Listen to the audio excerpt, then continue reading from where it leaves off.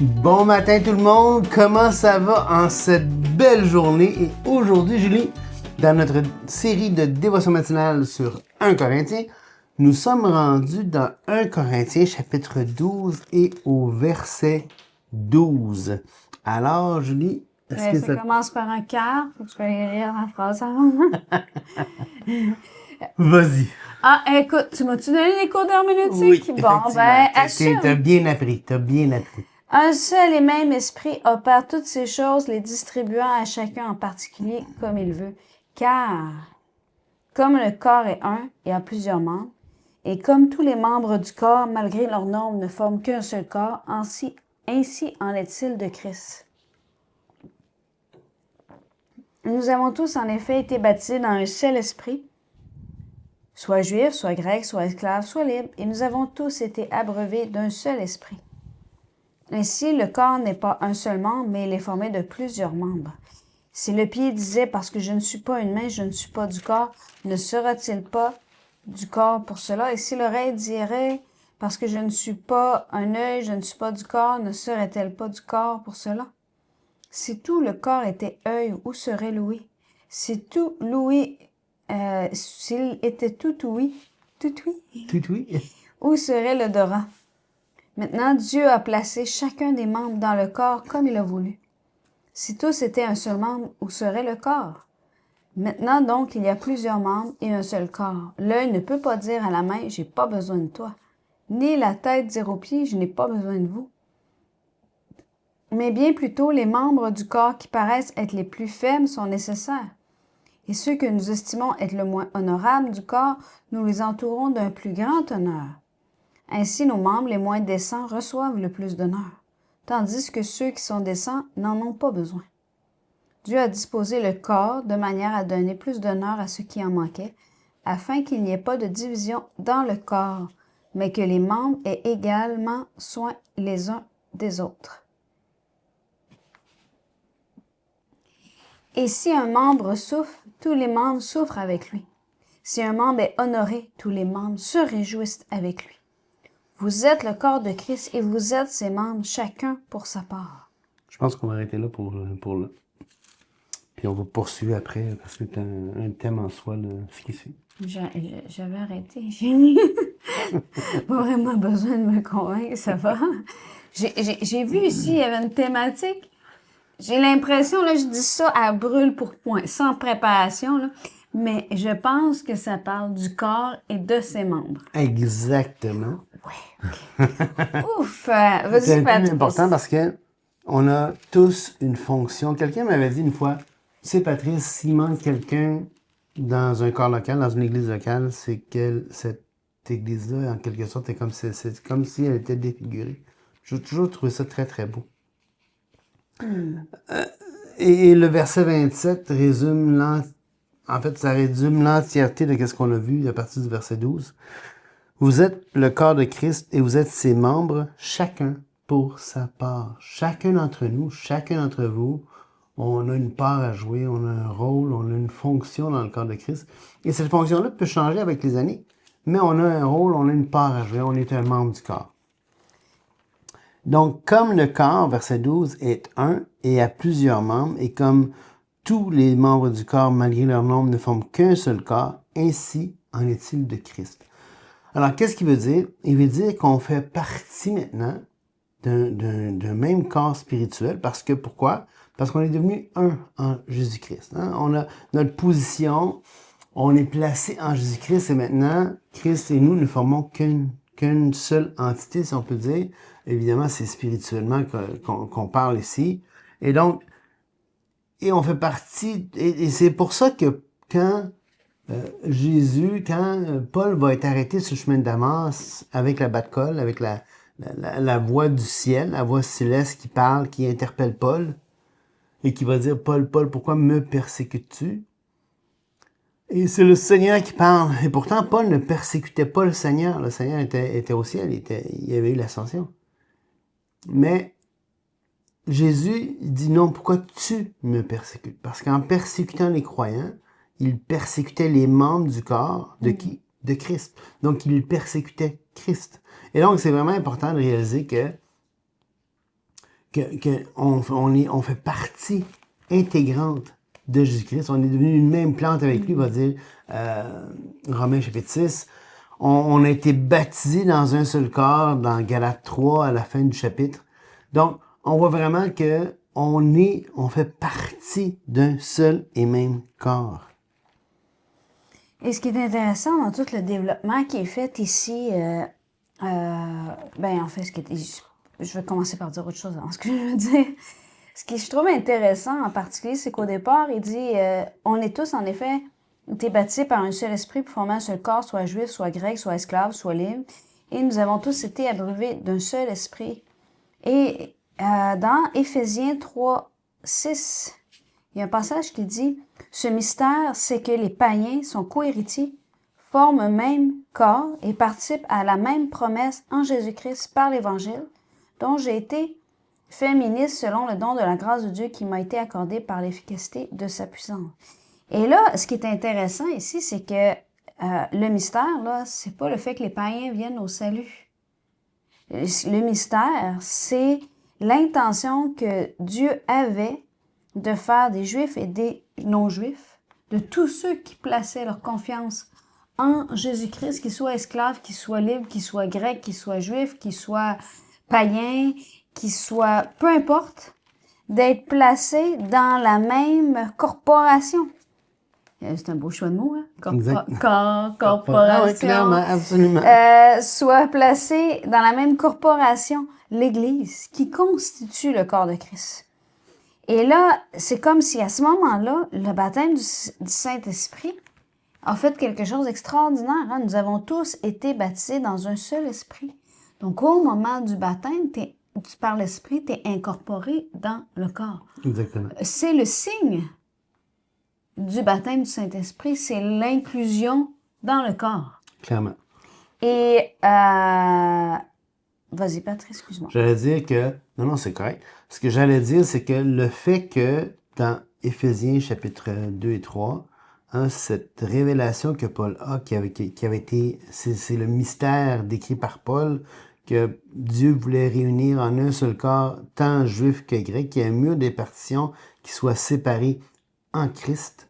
Hein, ce mystère-là qui était inconnu, parce qu'effectivement, comme tu l'as dit, Julie, que le salut vienne aux nations, que le salut vienne aux non-juifs, c'était une révélation dans l'Ancien Testament. On voit ça.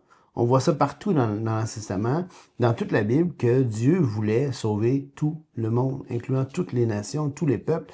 Et il avait choisi Israël pour que ça se fasse par son entremise au départ.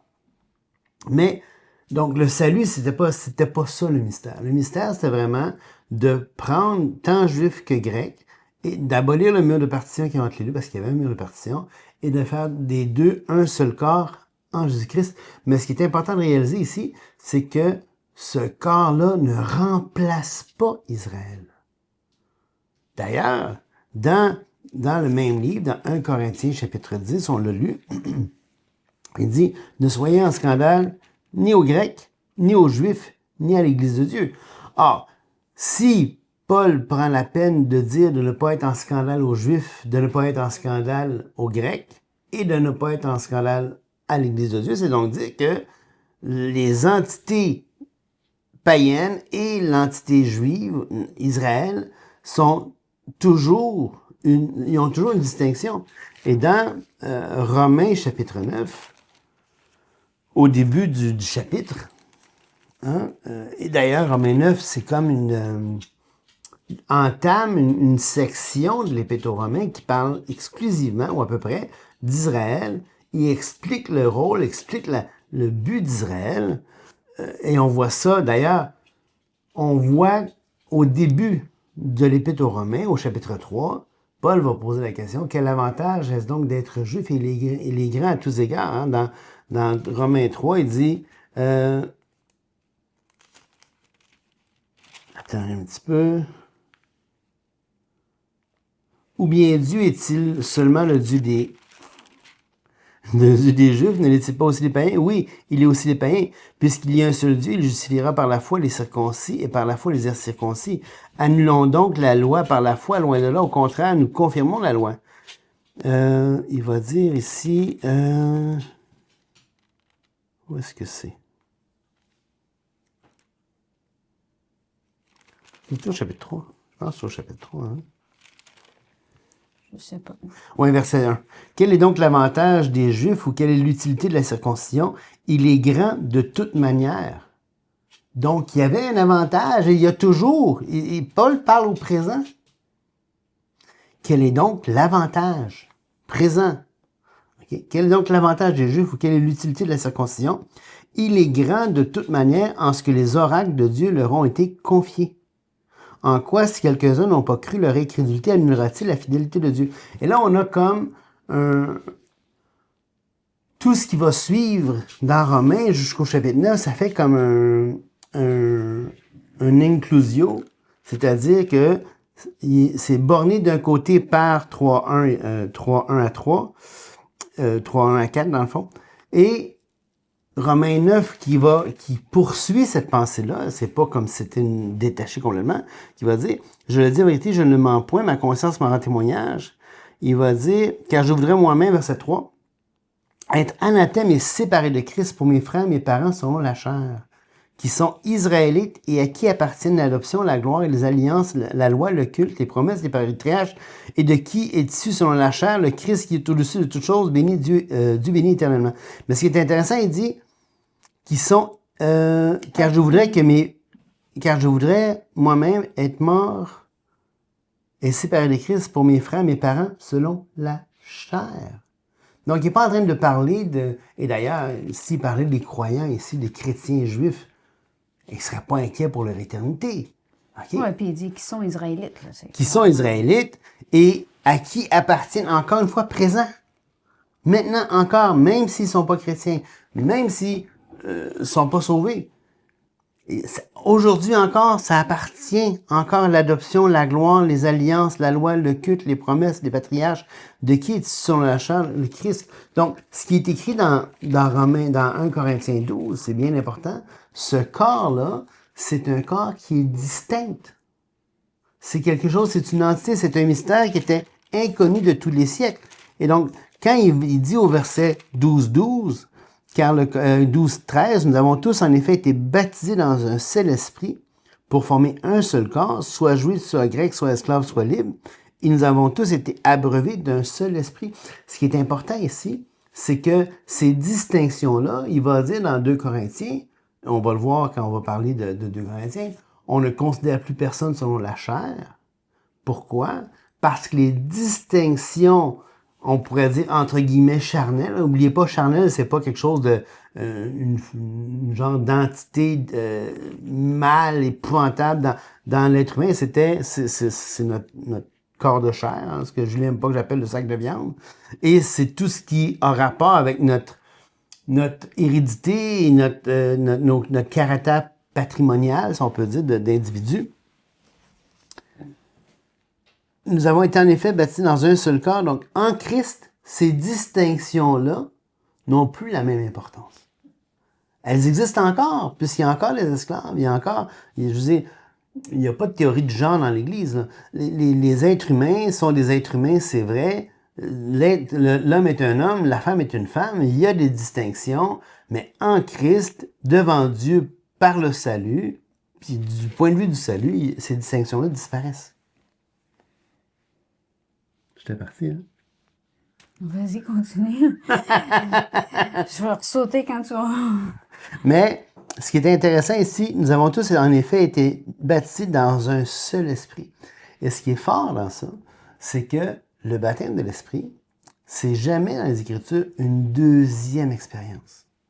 Le baptême de l'esprit, c'est une expérience qui a lieu au moment où tu acceptes Jésus-Christ comme sauveur personnel. Après ça, il peut y avoir, j'en ai eu des expériences avec le Seigneur, des expériences très fortes, très subjectives, très intenses dans les temps de prière, dans les temps de communion, puis tout ça. Pas juste une, pas juste deux, pas juste trois, j'en ai eu plusieurs. Puis j'espère que vous avez envie de plusieurs expériences extraordinaires comme ça avec le Seigneur. Mais c'est pas le baptême de l'Esprit, ça. Ça, c'est simplement des expériences fortes avec le Seigneur.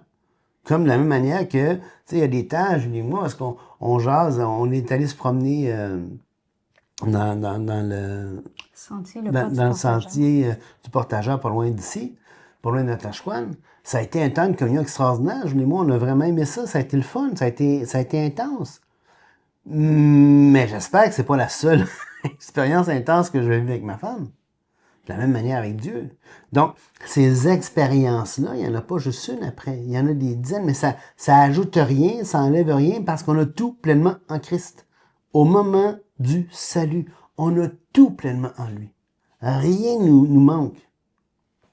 Tout à fait. Et Patrick, je pense que c'est ce que Paul veut développer hein, quand il parle, quand il va décrire tout le corps après. Là. Donc, il va faire toute une analogie du corps en disant, ben, il y a plusieurs membres. Premièrement, on n'est pas tous un membre, on est des membres, donc des membres qui impliquent des différences. D'où le fait qu'il va parler de la main et du pied, qu'il va parler de l'oreille, qu'il va parler de l'ouïe, qu'il va parler de l'œil. Il va vraiment amener cette distinction. Il va même parler des parties les plus faibles, mais qu'on va prendre soin quand même. Donc, toutes les parties de notre corps. Et il va dire, il n'y a pas de comparaison à avoir. Il n'y a pas ce regard-là de dire, oui, mais j'ai pas vraiment besoin de toi parce que c'est de voir vraiment qu'on a besoin les uns des autres, qu'on peut être utiles les uns aux autres. Et on se rappelle que, or à chacun, la manifestation de l'esprit est donnée pour l'utilité commune.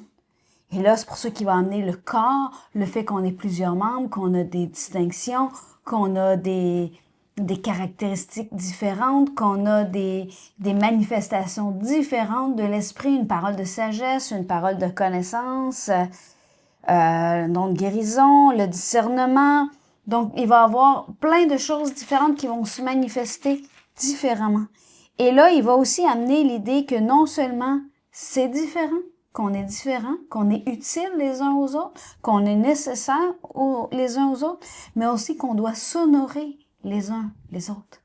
Même si le plus faible, même ce qui semblerait avoir moins d'honneur, ben on devrait en prendre plus d'honneur. Exact.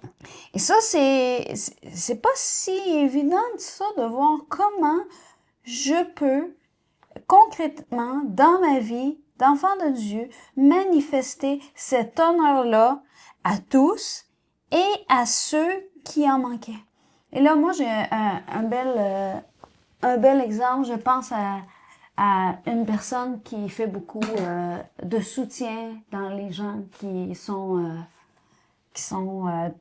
moins nantis, qui sont dans la rue ou qui ont vécu des périodes ou qui vivent plutôt des périodes de toxicomanie ou de prostitution, puis qui ont tout perdu. Puis elle me disait à un moment donné, elle dit, il faut penser à prendre soin de leurs pieds, leurs ongles.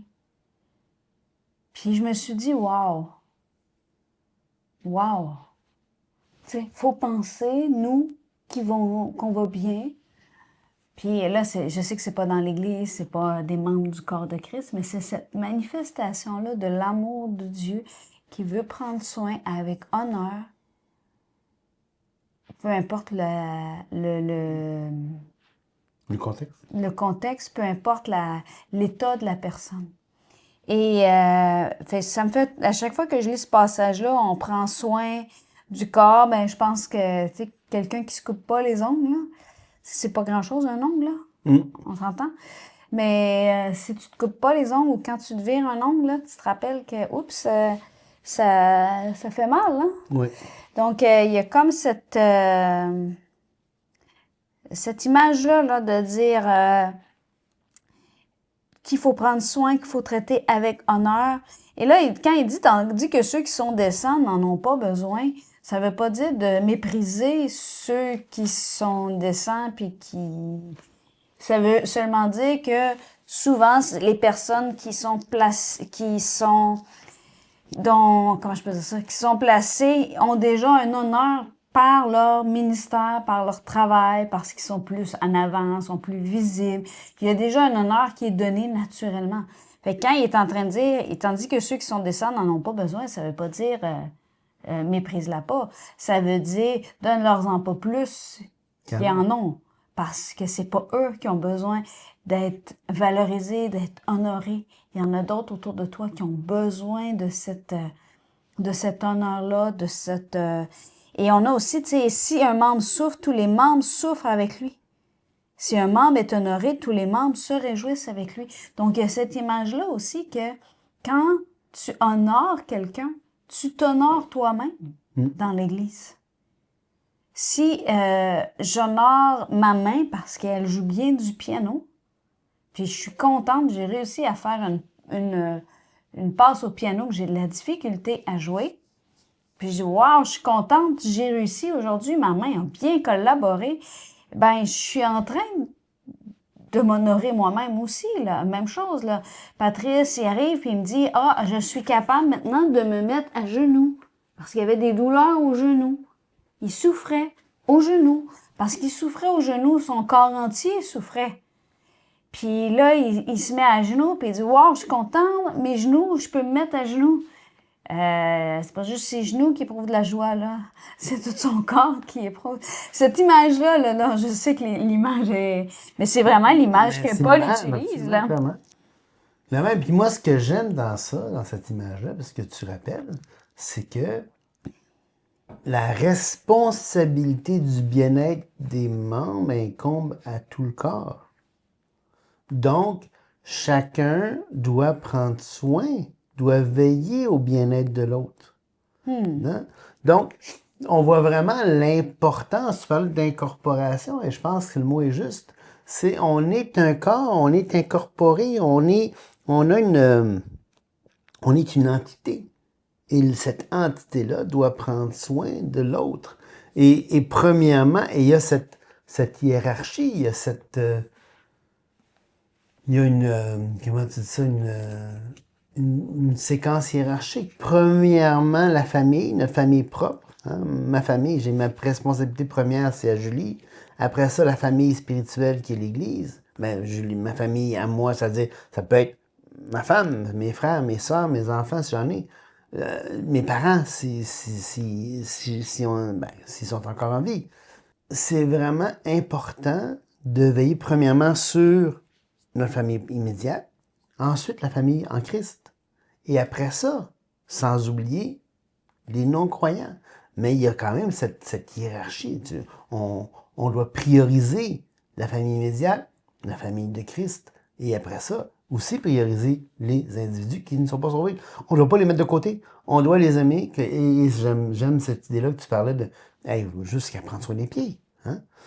Donc, ça doit se faire. Mais il doit y avoir un genre d'échelle de priorité. Tout à fait, Patrice. Et je pense qu'à l'heure qu'il est rendu, c'est bon de se rappeler que vous êtes le corps de Christ, vous êtes ses membres, chacun pour sa part. Donc, peut-être aujourd'hui se poser la question, pas dans le sens de se culpabiliser ou de... C'est vraiment pas ça, là. C'est de se dire, OK, comment je peux manifester aujourd'hui, dans cette semaine, comment je peux manifester, comment je peux me rendre utile, comment je peux édifier, comment je peux encourager, comment je peux utiliser qui je suis, ce que Dieu m'a donné pour faire ma part dans le corps de Christ. Exact. Soyez bénis. Qu'ils vous bénissent. Au revoir.